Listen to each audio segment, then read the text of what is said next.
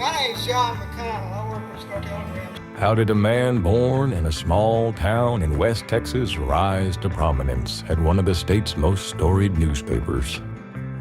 How did he come to play a part in one of America's greatest tragedies? What stories lie within his books?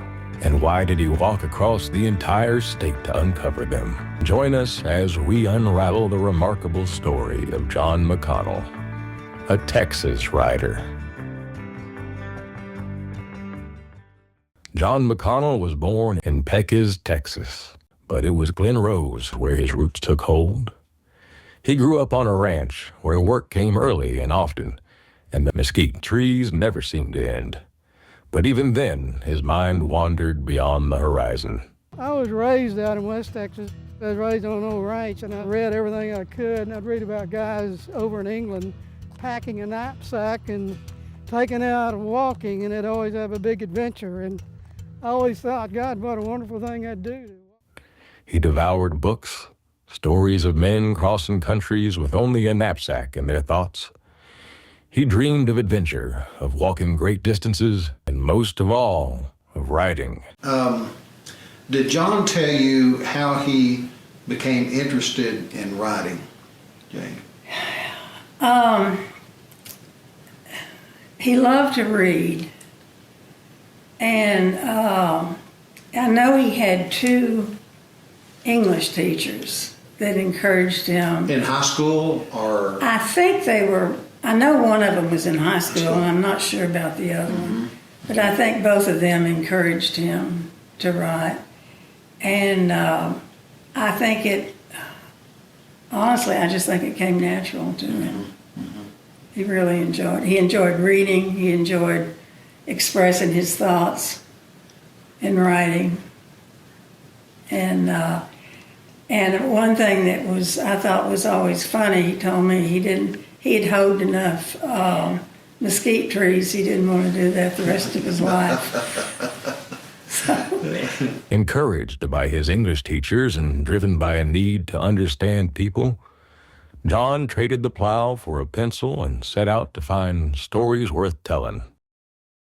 Jon Mconal's career didn't begin with fame or front pages. It began in small Texas towns, meeting everyday people and talking face to face. When I worked at the Star Telegram, I was one of the few columnists that I felt like I had to be there and meet this person and see them and look them in the eye, you know. And I guess 95% of my columns, I actually went to the scene that I was writing about. I did not like to interview people over the telephone. I think being out with nature like this, so it just... Did it inspire you? It inspires you. I mean, you can sense, you sense the smell and the sense the hearing of things that the people don't, driving down the road, they don't get to do this. His commitment to the craft quickly set him apart, establishing him as one of the Star Telegram's top reporters.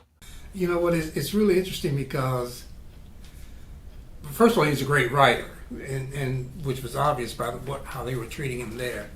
And the contributing editors in those days, and that's something they had newly created, these were the superstars of the newsroom.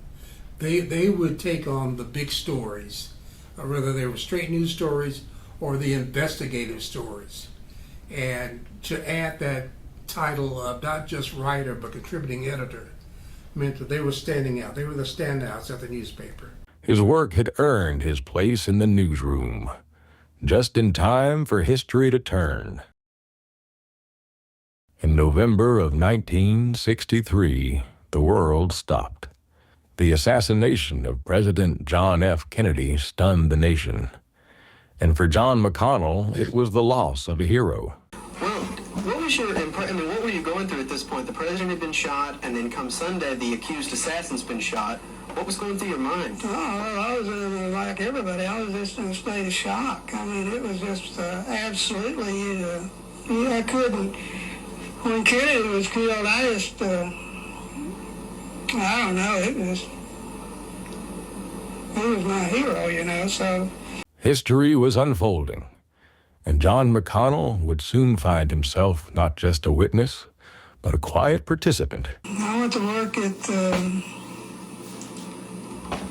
I was working the morning shift then, and so when I went to work, I know Chief Craig, Horace Craig, told me that I was going to cover the funeral. I went out to the cemetery, and quite a few newsmen there, and news people there from all over the country. We were standing around, and when the hearse drives up, and my memory may be wrong on this, but it was a funeral home, Miller Funeral Home in Fort Worth that had the body. And the guy who was driving the hearse, I remember, I used to call him when I was working the police beat, checking, we'd call all the funeral homes and see if they had anything that would be worth a story. So I personally knew this guy. So he drives up, and the news media is standing there, and this is my memory of it, okay? Because I know there's a lot of people said this differently. Sure. But he knew me personally, and he said, matter of fact, he said, Donkey, will you help unload the casket?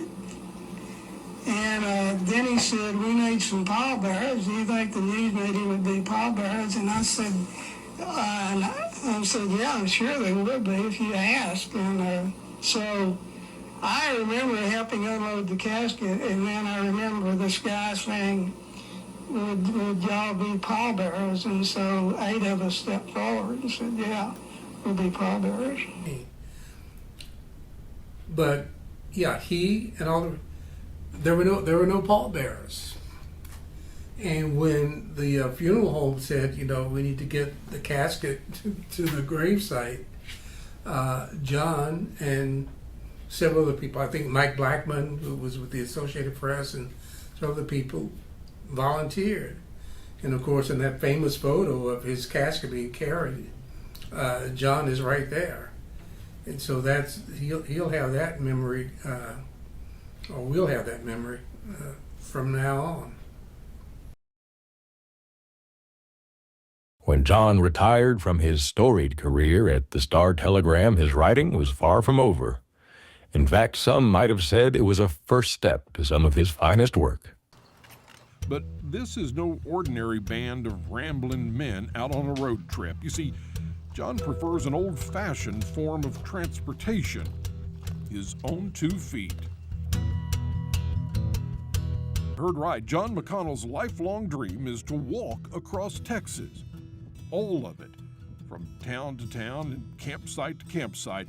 John makes it a point to stop and smell the roses whenever possible, following the road wherever it leads. John would take his adventures on the road, crossing bridges, walking great distances, and meeting new people. This would culminate in 2 books, Bridges Over the Brazos and A Walk Across Texas. And we started out in Stonewall County and traveled by road as close to Nebraska as we could, and crossed 62 bridges, traveled 4,000 miles, not all at once, but on several different trips. And there's a story in every one of those crossings. How's it been walking? I mean, is it difficult? Well, yeah, particularly out in the Panhandle, the wind was about 1 week. The wind was from the south, and it was hitting about 30 miles an hour. Like to blow you over, huh? In the trucks you go by, it would really almost knock you down. We had heat that I couldn't believe. That's the reason we did it. Supposedly in October, it wouldn't have the heat problem, but it got up to 98 one day. Seems John has written more than just newspaper articles, and this long, foot-blistering journey just may turn up between the pages of a book. I take notes to remember it all, yeah, particularly the scenery, and when I meet a person, I will write a description of them. But I write this down, and then when I go back and start writing the book, I will have these notes, and it's just like being there, and it really facilitates my writing. So the book hopefully will be out next spring, and the title of it will be A Walk Across Texas. He was a man living his dream, walking across Texas, finding adventure and giving people a look at Texas through his eyes. But he kept expanding. He was writing books. He wanted to tell the world about the nature that he understood and knew, the heritage that he had, those bridges across the Brazos that he wrote about, the walk across Texas. He wanted people to feel some of the things that he had felt. It's just being a part of this state and this culture. Out where every sunrise promises a new adventure and every sunset marks a chapter's end.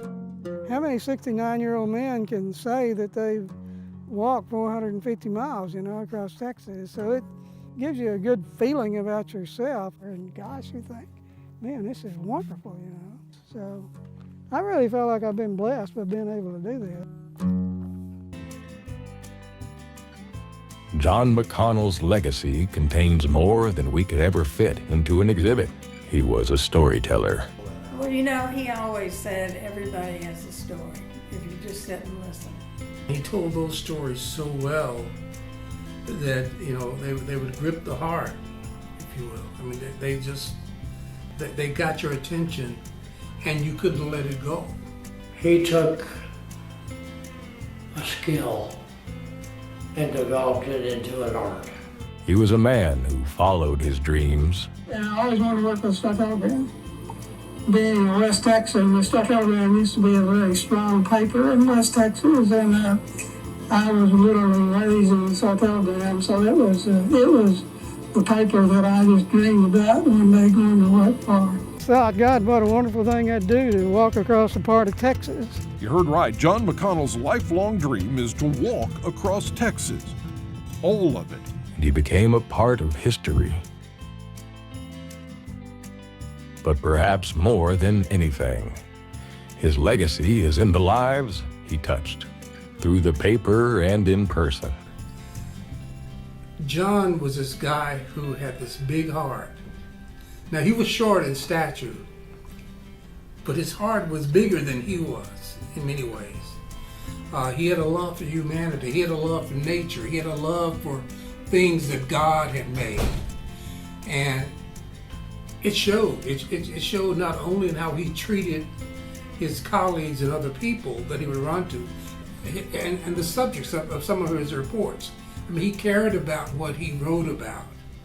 And that came out in his writings. I mean, even in the early days of just straight news reporting, long before he started to be a columnist, those things showed in his character.